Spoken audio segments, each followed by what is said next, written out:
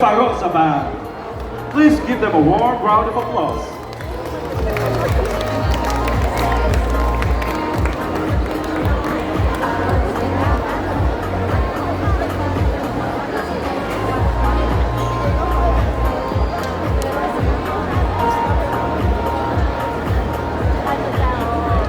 Filipino talent head here in New Zealand.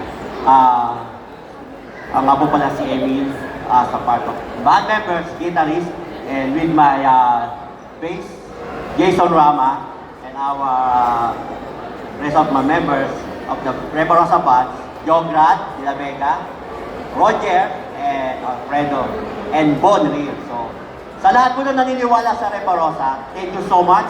We are the rock band here in New Zealand, bringing a Filipino music and Kiwi music. So, thank you for all support.